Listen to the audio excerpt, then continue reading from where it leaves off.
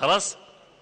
فعشان كده لما أجي أقول أنا حر وأتفلت من قيد الشريعة، هو ده الانقباض الذي أشعر أنا به وأخشى أن نصل إليه.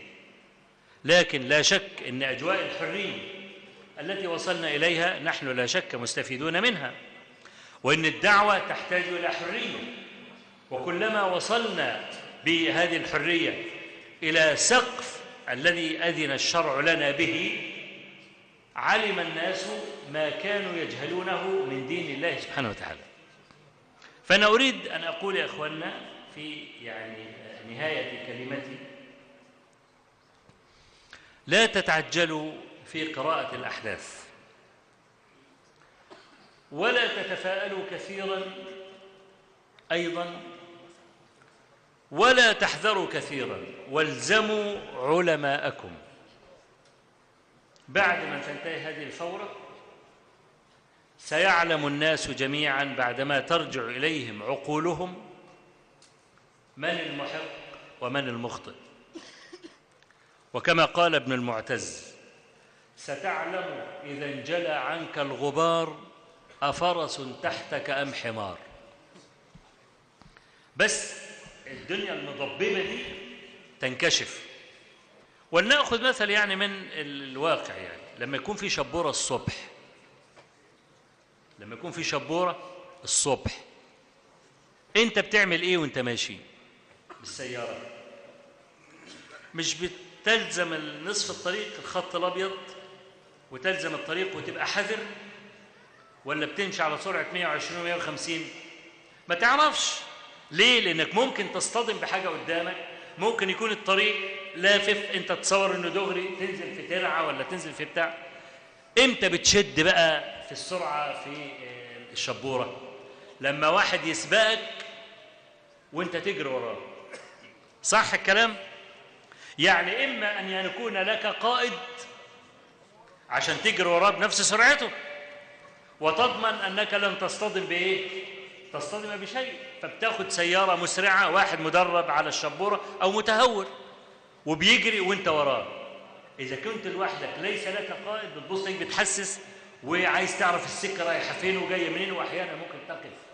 فإذا كانت الطريق المسألة مضببة إلى هذا الحد، يبقى ينبغي أن تكون قراءتنا قراءة سديدة.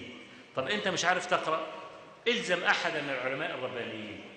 واحد يقول لك طب العلماء مختلفين، واحد بيقول لك يمين والتاني بيقول لك شمال، وده واقف وما بيتكلمش والتاني اتكلم، وده قال لك ده مع الثورة وده مع ضد الثورة والكلام ده. أنا بقول لك في هذه المسائل إحنا بنلزم الأصول التي وضعها علماؤنا، وهي إيه؟ إلزم عالمك وافعل مثل ما فعل. هنفترض جدلا أنا المرجعية بتاعتك ورأيتني توقفت، يسعك أن تتوقف. ما هو ده تقليد، كما تقلد في الأحكام الشرعية الجزئية وأنت لا بصيرة عندك بالحكم. تلزم العالم الذي تعتقد أنه حجة بينك وبين ربك، وتفعل مثلما يفعل، وكده تبقى طلعت الموضوع دون تسفيه للآخرين. لأن كما قلت المشهد ضبابي، يحتاج إلى يقظة، يحتاج إلى استكشاف. بعض الناس قد يقرأ قراءة سريعة، بعض الناس قد يبطئ أكثر من لازم، بعض الناس قد يتكلم في الوقت المناسب. ما فيش نص قطعي في المسألة يا إخواني. ولذلك أنا بقول لإخواننا لما اللي بيتكلموا على النت وبيكتبوا على النت يسفهوا المشايخ ويقول لك مش عارف إيه والكلام ده، وكانوا بيقولوا بعدم جواز المظاهرات ودلوقتي بيقولوا بالمظاهرات والكلام ده، ومتناقضين في الأحكام. أنا عايز أقول لك وأختم كلامي، لما حد من العلماء يقول لك المظاهرات لا تجوز، قالها ليه؟ لأن مسألة المظاهرات أولا جاية لنا من بره، تعبير خارجي جاي من بره. قلنا بجوازه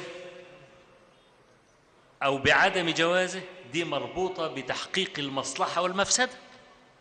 عندي مصالح ومفاسد. قبل ما تحصل الفورة اللي احنا بنتكلم عنها دي، بص لورا 100 سنة، هل هناك مظاهرة غيرت قرارا سياسيا؟ هل هناك مظاهرة غيرت أي وضع منقلب؟ يبقى الشيء الثابت الذي أنت تقيس عليه إن المظاهرة بيحصل فيه قتلى، بيحصل فيه جرحى، بيحصل فيه مسجونين، بيحصل فيه تلفيات للممتلكات العامة، بيحصل فيه كذا، ده على مدار 100 سنة ورا. أنت كفقيه دارس أصول كويس ودارس القياس كويس، لما تحب تقيس تقوم تقيس على شيء ثابت مضى، تقوم تقول مفيش حاجة غيرت قرار سياسي.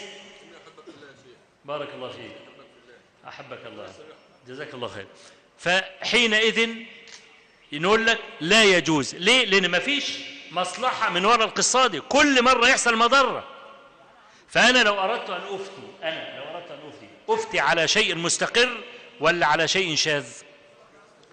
أفتي على شيء مستقر. عشان كده قال لك طالما المسألة دائما تأتينا بمضرة يبقى لا. في الغرب المظاهرة هناك ممكن تسقط حكومة، ممكن تسقط رئيس. قال لك اطلع وسقط الحكومة الفاسدة دي، وكل مظاهرة تطلع يسقطوا لهم حكومة. قال لك إذن المصلحة هنا إيه؟ إنك أنت توقع الحكومة الفاسدة، اطلع تظاهر. لكن نحن في بلادنا لأن الدنيا مختلفة، ثقافتنا مختلفة عن ثقافة الغرب تماما يعني، وما يصلح عندهم لا يصلح عندنا. العلماء قال لك لا تتظاهر علشان في فساد كذا كذا كذا كذا. جت الفورة اللي احنا فيها دي التي لم يتوقعها أحد، ولا الشباب الذين بدأوا بها، ولا الشعب الذي ظاهر، ولا الحكومة نفسها، ولا أحد في الدنيا على بعضها في قاراتها توقع أن المسألة ممكن تصل إلى هذا، ولا حد فيكم كان متوقع؟ إذن هذا شيء جديد لا نظير له ولا مثال. أنت تقول لي هل ممكن ده يتكرر؟ ممكن أقول لك لا. هتقول لي إيه الدليل؟ أقول لك ما عنديش دليل، بس نرجع إلى أثر عمر بن الخطاب. الرجل بيقول إيه؟ لئن مات عمر بايعت فلانا فإن أبا بكر بويع وكانت بيعته فلتة فتمت. فلتة وتمت. فعمر قال إيه؟ نعم كانت فلتة ولكن وقى الله شرها، وليس فيكم من تمتد إليه الأعناق مثل أبي بكر. كانت فلتة وتمت. ممكن تحصل، ممكن ما تحصلش، لكنها فلتة. الفلتة دي يجب أن تستثمر في حرية الدعوة إلى الله عز وجل. وأناس كثيرون مقبلون على الله عز وجل، والمصريون عموما يعني في العام المجمل عندهم تدين. يعني إذا أحسنت مخاطبته تستطيع أن تستحوذ على قلبه، تملكه بالكلمة الحسنة. فأنا أريد من إخواننا يعني بطلوا كلام كثير وتحليلات كثيرة، والإخواننا اللي بيدخلوا على النت يكتبوا اللي هم عايزينه ويشتموا في المشايخ أو ينتقدوا المشايخ أو الكلام ده. أرجو أن يعني يكفوا قليلا ولننظر تحت أقدامنا ما الذي يمكن عمله.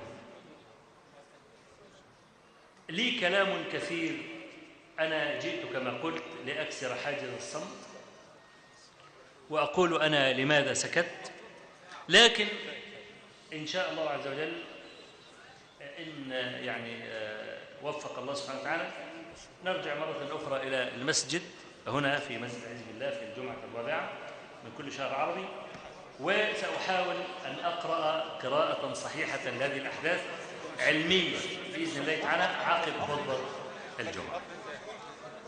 أقول قولي هذا وأستغفر الله لي ولكم.